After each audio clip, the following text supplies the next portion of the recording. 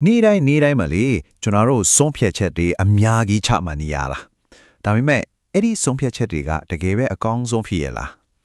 းအဲ့တော့ဒီနေ့မှာတော့ Simon Bradley နဲ့ Nicole Price တို့ရဲ့ Critical Thinking ဆိုတဲ့စာအုပ်ကိုအခြေခံပြီးတော့ပိုပြီး smart ချဘယ်လိုတွေးမလဲဆိုတာလေးကိုအတူတူကြည့်သွားကြမယ်လေအခုခေတ်လိုမျိုးတည်င်းအချက်လက်တွေအများများတဲ့အခါကျတော့လေကျွန်တော်ဦးနောက်ကတည်သေးချာချာမစင်စားတော့ပဲအလိုလျောင်းတုံပြန်နေတတ်ပါတယ်ဒါကို default thinking လို့ခေါ်တာပေါ့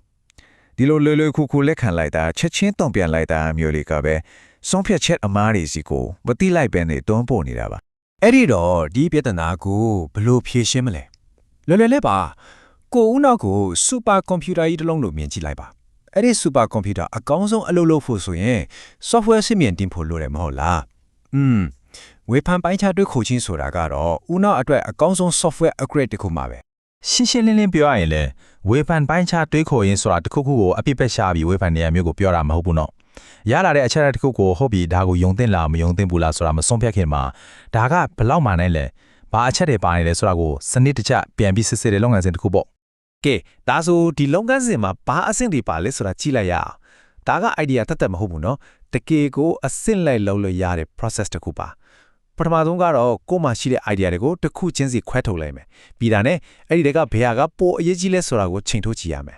အဲ့ဒီနောက်မှာတော့အငင်းပွားစရာအချက်တွေကိုစစ်စစ်ပြီးရင်ကိုယ်ပိုင်အမြင်တစ်ခုကိုတိဆောက်နောက်ဆုံးမှာတော့အဲ့ဒီထဲမှာမကိုက်ညီတာတွေအမှားယွင်းတွေများရှိနေလားဆိုတာကိုရှာဖွေရမှာပါဟုတ်ပြီ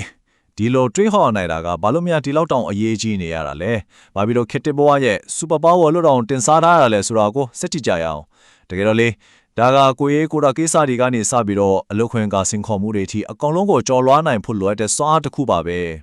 ဝေဖန်ပိုင်းခြားတွေးခေါ်ခြင်းကကိုယ့်ခေါင်းထဲမှာရှိတဲ့အချက်အလက်တွေကို UTCC စီပေးနိုင်တယ်အဲ့ဒီခါကျတော့ကိုပြောချင်တဲ့အချက်ကိုတခြားသူတွေရှင်းလင်းနားလည်အောင်စိတ်ဝင်စားအောင်ဇလန်ကောင်းတပုတ်ပြောပြနေတယ်လို့မျိုးထိရောက်ရောက်တင်ပြလာနိုင်ပါပါ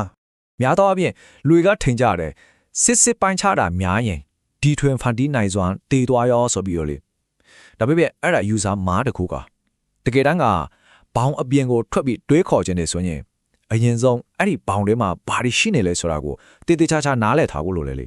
ဒီလိုနားလည်မှုကမှတီထွင်ဖန်တီးမှုအသစ်တွေအတွက်လမ်းစာထစ်လာစေတာဒီစောက်ထဲမှာထောက်ပြထားတဲ့နောက်ထပ်အရေးကြီးတဲ့အချက်တစ်ခုကတော့ဒီလိုစဉ်းစားတွေးခေါ်နိုင်စွမ်းဟာလူမှုရေးပြဿနာတွေနဲ့နိုင်ငံရေးကိုစားလဲလောင်တယ်လို့ကိစ္စရပ်တွေကိုအကေဖြတ်တဲ့အခါမှာဖတ်လိုက်မှုကင်းကင်းနဲ့သုံးသပ်နိုင်အောင်ကူညီပေးတယ်ဆိုတာပါပဲဆိုတာကတော့ကိုယ့်ဘာအထင်ဉာဏ်နဲ့ဆုံးဖြတ်နိုင်စွမ်းကိုတရားမြင့်တင်ပေးတယ်ပေါ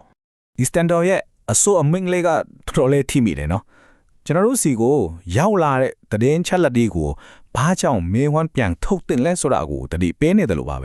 သူညာပြောတိုင်းဟောက်တာပဲဆိုပြီးမယုံလိုက်ပဲနဲ့ကိုယ်တိုင်ပြန်လဲစူးစမ်းဖို့လိုအချောင်းကိုမိမောင်းထိုးပြနေတာပါကဲအခုလက်တွေ့အတုံးချနိုင်တဲ့ပထမဆုံးတူးတစ်ခုကိုကြည့်ကြအောင် Socrates ရဲ့မြေခွန်းထုတ်ခြင်းနီလန်ဒါမှမဟုတ် Socratic questioning ပေါ့ဒါတော့ဘာလဲဆိုတော့အပေါ်ယမှာမီနီလာတွေကိုကြော်လွှမ်းပြီးတော့အဖြစ်မှန်ကိုရှာဖွေဖို့အတွက်နဲ့မြေခွန်းတွေမြဲတဲ့နီးစနစ်တစ်ခုပါပဲဒီနီလန်ရဲ့အထူးကအချက်တော့တက်တဲ့အထောက်ထားတွေကိုမေးခွန်းထုတ်တာပါပဲဟုတ်တယ်ကျွန်တော်တို့ယုံကြည်နေတာတွေချလိုက်တဲ့ဆုံးဖြတ်ချက်တွေကတကယ်ပဲခိုင်မာတဲ့အထောက်ထားပေါ်မှာအခြေခံထားရလားနောက် slide မှာပြမယ်မေးခွန်းလေးတွေကလေဒီအချက်ကိုဘယ်လိုစစ်ဆေးရမလဲဆိုတာလမ်းညွှန်ပေးပါလိမ့်မယ်ဥပမာအနေနဲ့ဒီ slide မှာပြထားတဲ့မေးခွန်းမျိုးတွေပေါ့ကိုရထားတဲ့အထောက်ထားတစ်ခုကိုဒီလိုမေးကြည့်လို့ရတယ်ဒီအထောက်ထားကဘယ်ကလာတာလဲဒါကိုစူဆောင်းခဲ့တဲ့အချိန်တုန်းကအချိန်တွေကဘယ်လိုရှိခဲ့တာလဲဒီလိုမေးခွန်းတွေကမျက်စိစုံမိတ်ပြီးယုံလိုက်တာမျိုးကိုတားဆီးပေးပြီးတော့အချက်လက်ရဲ့အခိုင်အမာမှုကိုစစ်ဆေးနိုင်စေတယ်အဲ့ဒီကနေမှတစ်ချင်ပို့ပြီးတိကျတဲ့အဖြေတွေစီကိုရောက်သွားလိုက်တာပေါ့တွေးတဲ့အကြောင်းပြောပြီးပြီဆိုတော့အခုစိတ်နဲ့စိတ်ထားဘက်ကိုတစ်ချက်ကြည့်အောင်ဘာလို့လဲဆိုတော့ critical thinking ကိုကောင်းကောင်းလုပ်နိုင်ဖို့ဆိုတာကလှုပ်ဆောင်ချက်တွေချီပဲမဟုတ်ဘူးမှန်ကန်တဲ့သဘောထားမှန်ကန်တဲ့ mindset ရှိနေဖို့ကလည်းအခြေခံအကြဆုံးပဲပထမဆုံးနဲ့အရေးကြီးဆုံးတစ်ခုကတော့ပညာပိုင်းဆိုင်ရာနှိမ်ချမှုပါဒါကဘာကိုဆိုလိုလဲဆိုတော့ကိုတိတာတွေမှာအကန့်အသတ်တွေရှိတယ်ဆိုတာကိုလက်ခံတာပါပဲငါမသိသေးတာတွေအများကြီးရှိသေးတယ်လို့ဝန်ခံနိုင်ခြင်းကမှတင်ယူမှုပဲတကားကိုဖွင့်ပေးနိုင်ပါလေဒုတိယအချက်ကတော့ညဉ့်ညာပိုင်းဆိုင်ရာရဲ့စွမ်းတတ်တီးပါဒါကတော့